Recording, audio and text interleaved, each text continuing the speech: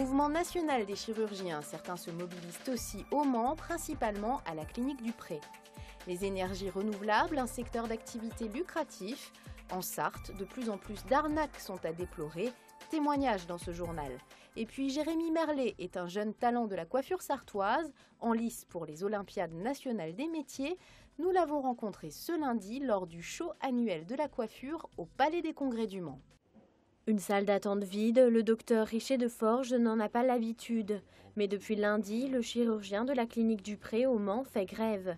Lui et ses collègues veulent interpeller la ministre de la Santé sur leurs conditions de travail qui se dégradent. Nous considérons que nous sommes vraiment au bout du bout et que la non-revalorisation des tarifs chirurgicaux par la Sécurité sociale depuis plus de 20 ans nous met vraiment dans une situation très difficile pour continuer à faire une chirurgie de qualité. Le terme qualité signifiant également sécurité pour les patients. Je prends l'exemple de la chirurgie vasculaire. Elle nécessite un environnement renforcé autour de la table d'opération, très souvent 2 aides opératoires, un environnement informatique, des investissements technologiques qui coûtent cher et actuellement, aux tarifs opposables, on ne peut pas y arriver. Les 4 chirurgiens vasculaires de la clinique du Pré sont en grève pour une durée illimitée. Mercredi, ils seront à Paris pour manifester aux côtés de leurs collègues. L'idée est née l'été dernier, à la suite du procès des parents de Marina. Une marche blanche aura lieu ce dimanche en souvenir de la petite Sartoise. La manifestation partira à 14 h du ministère de la Justice à Paris pour rejoindre le ministère des Affaires sociales. La marche blanche a lieu 2 jours avant la date anniversaire de la Convention internationale des droits de l'enfant. Marina, 8 ans, est décédée en 2009 à Écomois. Morte des violences commises par ses parents, l'affaire avait eu un retentissement national. Démarché par téléphone il y a quelques mois, Jackie Bougard se laisse convaincre d'installer sur sa maison sartoise des panneaux photovoltaïques pour 12 000 €, tout compris. Mais une fois le matériel installé, il s'aperçoit que le service n'est pas complet. Ils produisent de l'électricité, mais ils ne sont pas raccordés. Aucune démarche administrative ou demande auprès de RDF n'ayant été faite par cette société, contrairement à ce qui était prévu dès le départ au contrat. Selon ses calculs, le raccordement coûterait près de 4 000 €. Alors, il insiste auprès de la société qui lui assure que les démarches sont en cours. Mais l'homme enquête et s'aperçoit qu'il est trompé. Son installation est complètement inutile. On se dit qu'on s'est fait spolier 12 000 €, cautionnés par une banque bien particulière, et qu'on n'a aucun recours. Une déception pour lui, à qui on avait promis des bénéfices nets dès la 2e année. Car l'énergie produite était censée être vendue à EDF et devait recouvrir le crédit contracté de 17 000 €. Mais même branché, rien n'assure que l'installation produit bien autant d'électricité. Comme en témoigne cet ancien vendeur d'éoliennes qui souhaite garder l'anonymat, mentir sur ces données serait monnaie courante dans le milieu des énergies renouvelables.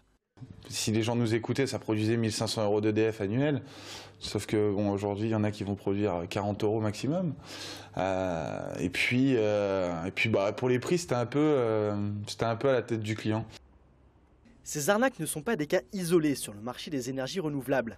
Des clients mécontents, la section sartoise de l'UFC Que Choisir en rencontre fréquemment.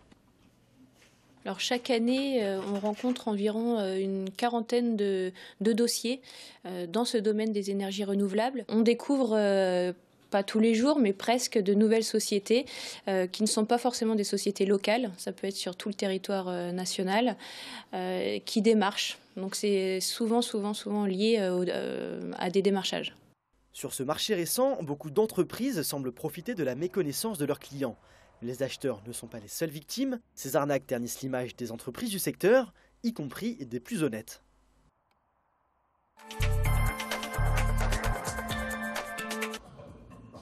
Voici Jérémy Merlet en pleine démonstration de son talent face à un public de professionnels réunis ce lundi soir au Palais des Congrès du Mans pour le show annuel des coiffeurs sartois. Une demi-heure avant le spectacle, c'est en loge que tout se passe. Je prépare mon modèle, donc là il faut faire des bases en fait, et puis laisser une préparation pour la scène qui va durer à peu près le show 5 minutes. 5 minutes 30, ouais. Donc voilà, donc là en fait je lui ai mis des velcro, en fait c'est comme des bigoudis pour donner du volume aux racines. Après je vais les crêper sur scène pour lui donner un effet grand banane en fait. Depuis un an, il s'est lancé un nouveau défi, gagner les Olympiades nationales des métiers du 22 au 24 novembre prochain. Et pour travailler ses chignons, son amie Fanny Têtedoux n'est jamais très loin. Elle est coiffeuse à Ballon-sur-Sarthe et surtout vice-championne du monde 2012. Oui, je lui donne quelques coups de main pour le chignon. Donc c'est dans 15 jours son concours, donc les entraînements deviennent de plus en plus intensifs, on règle les derniers détails et je pense que je vais essayer d'aller le voir pour son concours à Clermont-Ferrand. Elle m'entraîne pour le chignon, donc tous les dimanches, les soirs, le lundi soir. Et ça c'est en dehors des heures de travail? Ah oui, oui. Alors, en dehors du boulot après le 19h, ou des fois le matin, enfin voilà, et tout ça, une grande préparation pour les Olympiades. Pour gagner ces Olympiades, Jérémy ne laisse donc rien au hasard. C'est un art et c'est de la préparation surtout. Enfin, je veux dire, pour avoir une belle coiffure au final, il faut vraiment beaucoup de préparation, c'est-à-dire un brushing, des bons produits. Dans 10 jours, Jérémy aura 7 épreuves et 17 heures montre en main pour faire savoir qu'il est l'un des meilleurs jeunes coiffeurs de France.